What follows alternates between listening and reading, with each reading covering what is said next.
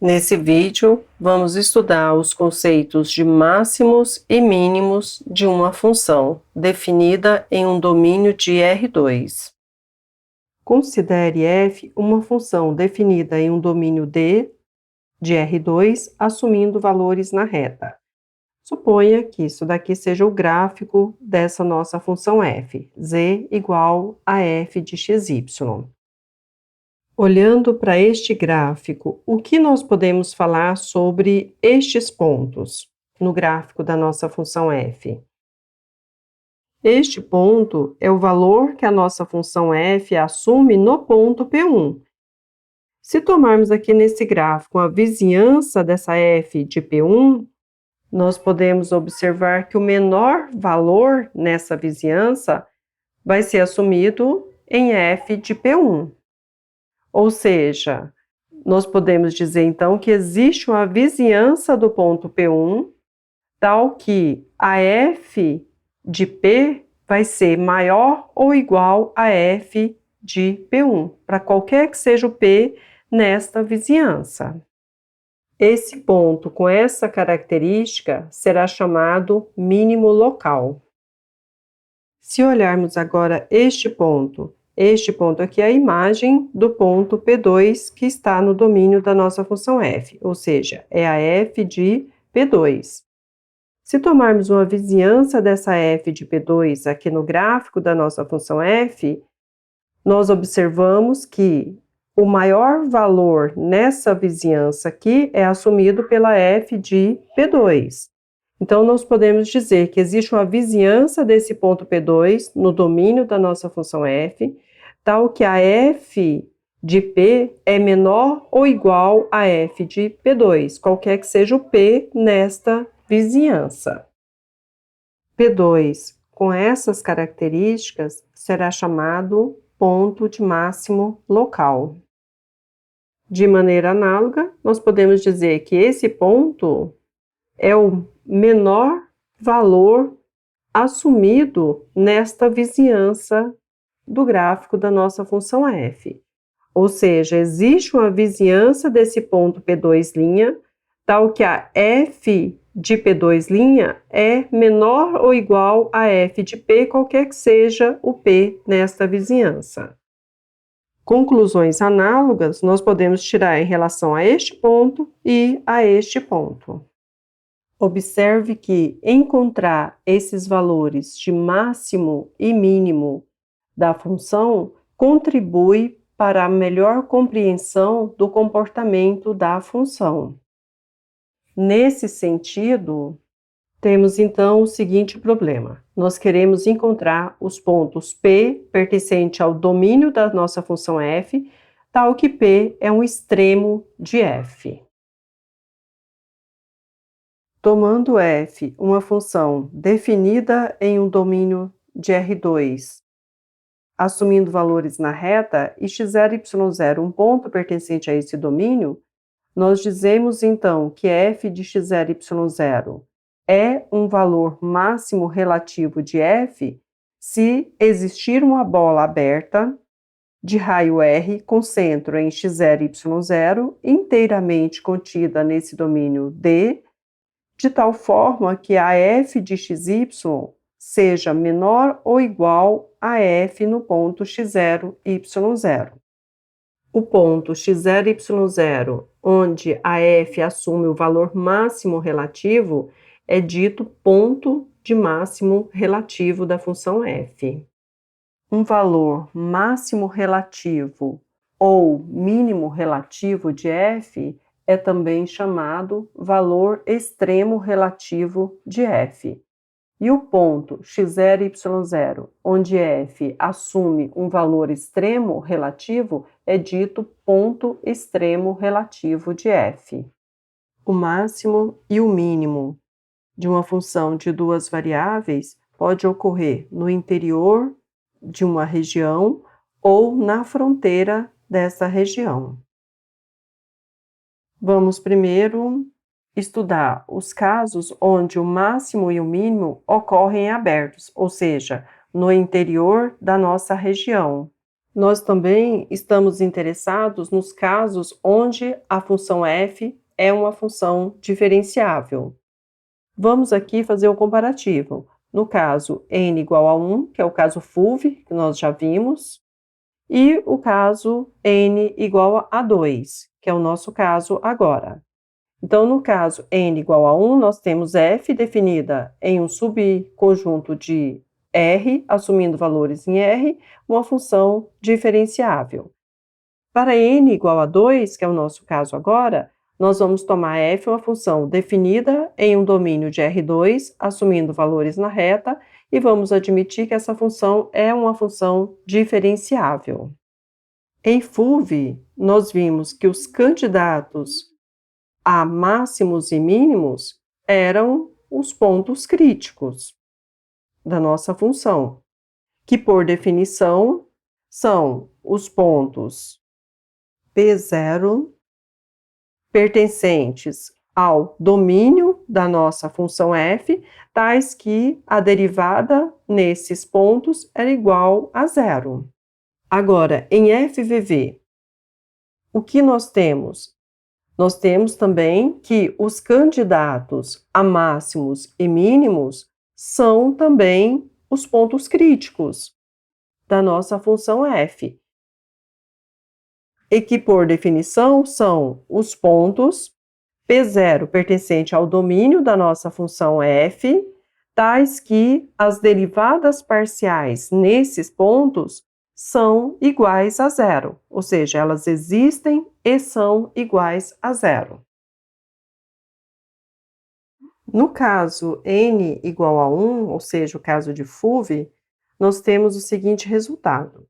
Se P0 é um extremo de f, ou seja, se P0 é um ponto de máximo ou mínimo da nossa função f, então P0 é um ponto crítico de f.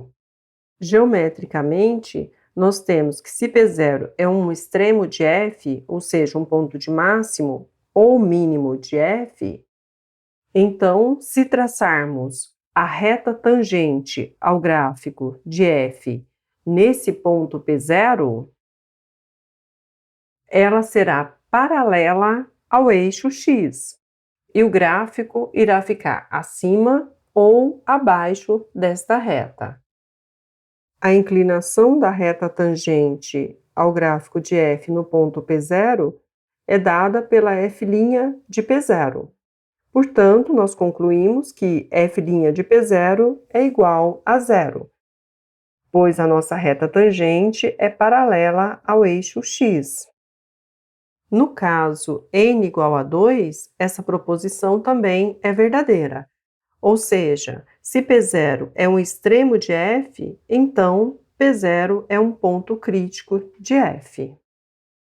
Geometricamente, P0 ser um ponto extremo de f, ou seja, um ponto de mínimo ou de máximo para essa função f de xy, significa que, se traçarmos o plano tangente ao gráfico dessa nossa função no ponto P0, f de P0, em uma vizinhança desse ponto, o gráfico ou vai estar acima desse plano ou vai estar abaixo desse plano.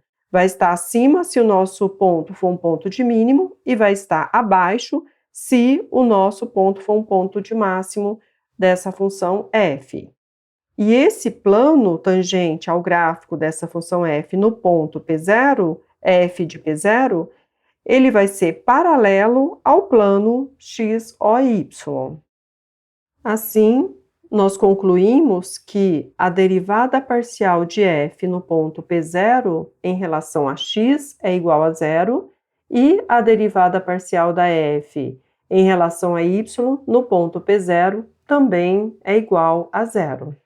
Pois, como já sabemos, a equação do plano tangente ao gráfico de f no ponto P0, f de P0, é dada pela expressão z igual a f de P0 mais a derivada da f em relação a x no ponto P0, x menos x0, mais a derivada da f em relação a y no ponto P0, y menos y0.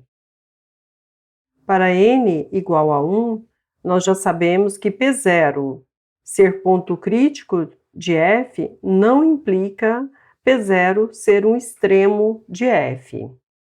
Nós temos aqui o seguinte contra-exemplo. Vamos tomar f de x igual a x ao cubo e o ponto P0 igual a 0. Nós observamos que o ponto P0 igual a 0, ele é um ponto crítico da nossa função f, pois f' de P0 é igual a 0. Mas esse ponto P0, ele não é máximo e nem mínimo da nossa função f. No caso n igual a 2, nós também temos que a volta do resultado anterior não é verdadeira. P0, ponto crítico de f, não implica que P0 é um extremo de f. Vamos tomar como contra-exemplo a função f de xy igual a y ao cubo. E o ponto P0, o ponto de coordenadas x igual a 0 e y igual a 0. Nós temos que a derivada da f em relação a x é igual a 0, qualquer que seja o ponto. Portanto, a derivada da f em relação a x no ponto P0 é igual a 0, e a derivada da f em relação à variável y é igual a 3y ao quadrado.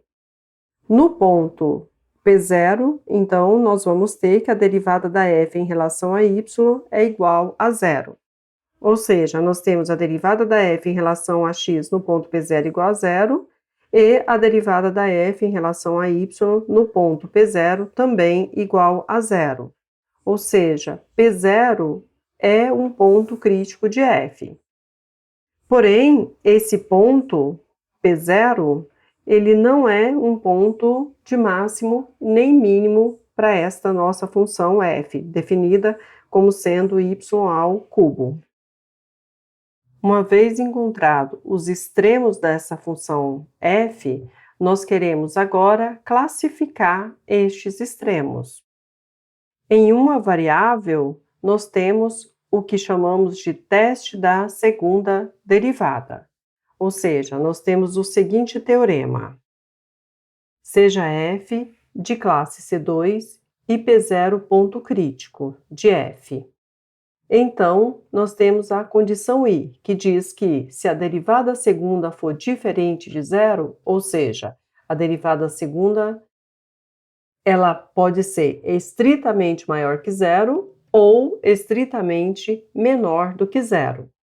No caso em que ela é estritamente maior do que zero, nós temos que o P0 é um ponto de mínimo da nossa função f. E se a derivada segunda for estritamente menor do que zero, o teorema nos diz que P0 é um ponto de máximo da função f. Se a derivada segunda no ponto P0 for igual a zero, nós não podemos concluir nada. Esse ponto pode ser um ponto de mínimo, de máximo ou nenhum deles. No caso n igual a 2, para classificar os extremos da função f, nós também temos o teste da segunda derivada. Ou seja, nós temos aqui o seguinte teorema. Seja f de classe C2 e P0 ponto crítico de f. Então, nós temos que o hessiano no ponto P0, se ele for maior do que zero, ou seja, hessiano no ponto P0 maior que zero, isso implica que a derivada de segunda ordem da f em relação a x no ponto P0, ela pode ser maior que zero, estrito, ou menor que zero, estrito. Se a derivada de segunda ordem em relação a x for estritamente maior que zero, então o P0 é um ponto de mínimo. Se for estritamente menor do que zero, então o P0 será um ponto de máximo para a nossa função f. 2i. Nós temos que se o hessiano for, no ponto P0, for menor do que zero, menor estrito, Então, nós dizemos que P0 não é ponto de máximo nem de mínimo. P0 será um ponto de sela, nesse caso. Se o hessiano for igual a zero, não podemos concluir nada. Passamos, então, aos exemplos. Primeiro exemplo, vamos calcular os pontos críticos de f de xy, definida como sendo 3xy² mais x³ menos 3x. E queremos também classificar esses pontos críticos. Vamos, então, determinar os pontos críticos. Por definição, um ponto pertencente ao domínio da nossa função f, ele é um ponto crítico se o gradiente da f nesse ponto for igual a zero.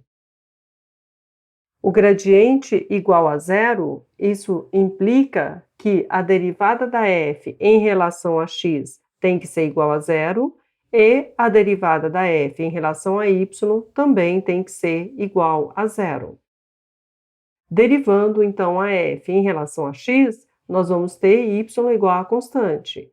Então, derivando f em relação a x, nós temos 3y² mais 3x² menos 3, isso igual a zero. Derivando f em relação a y, o x para nós é uma constante. Então, derivando f em relação a y e igualando a zero, nós temos 6xy igual a zero. Desta expressão, nós temos que o x é igual a zero ou y igual a zero. Se x igual a zero, substituindo nesta equação, nós temos que y² menos 1 igual a zero, o que implica y igual a mais ou menos 1. Se o y for igual a zero, substituindo nesta primeira equação, nós temos que x² menos 1 igual a zero, de onde nós temos x igual a mais ou menos 1.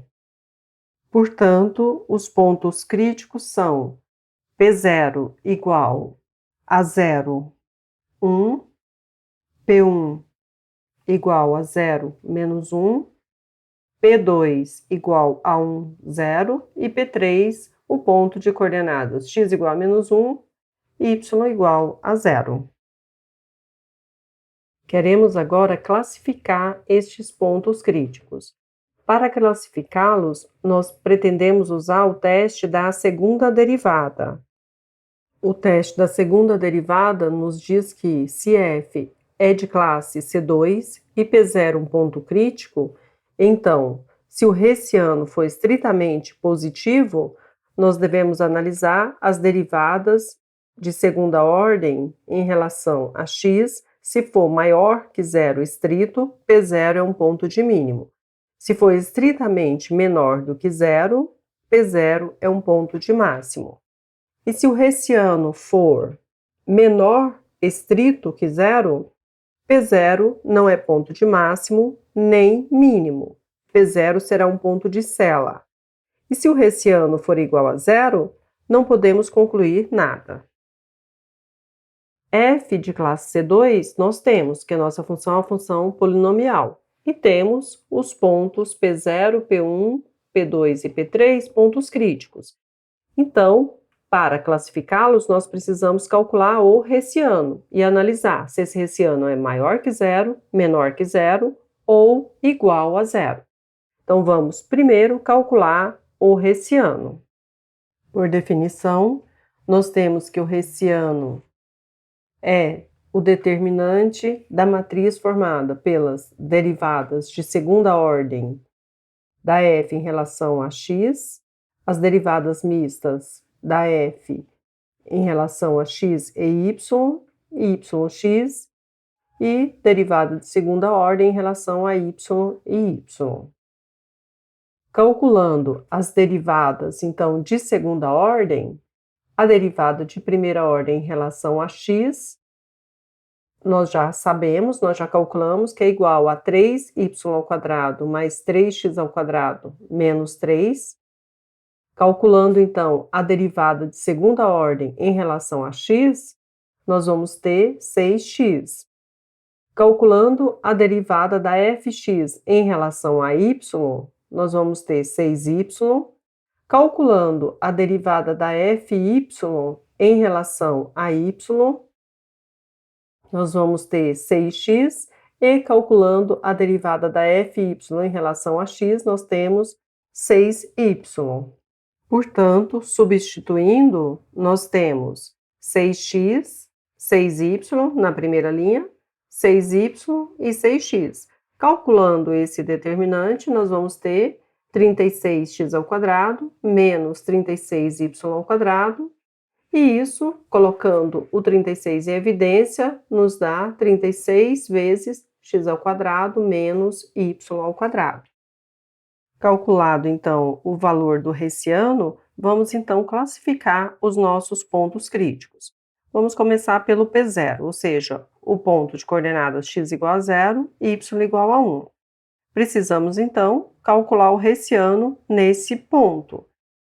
Calculando o hessiano nesse ponto, nós temos 36 vezes 0² menos 1², que é igual a menos 36, que é menor do que 0. Ou seja, nós temos o hessiano no ponto P0 estritamente menor do que 0. Pelo teste da segunda derivada, nós podemos então concluir que P0 é um ponto de Cella. Considerando o ponto P1 e calculando o hessiano nesse ponto P1, nós temos que o hessiano vai ser igual a menos 36 também, que é estritamente menor que 0. Ou seja, pelo teste da segunda derivada, podemos concluir também que esse ponto P1 é um ponto de Cella. Considerando o ponto P2 e calculando o hessiano neste ponto P2, nós temos 36 vezes 1² menos 0², que vai nos dar 36, que é estritamente maior do que 0.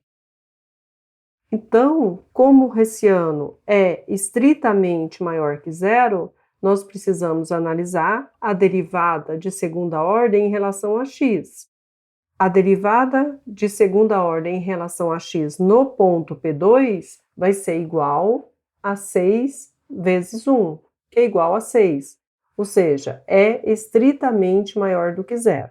Então, nós temos hessiano estritamente maior que 0, com a derivada de segunda ordem em relação a x estritamente maior que 0. Pelo teste da segunda derivada, nós podemos concluir que esse P2 é um ponto de mínimo.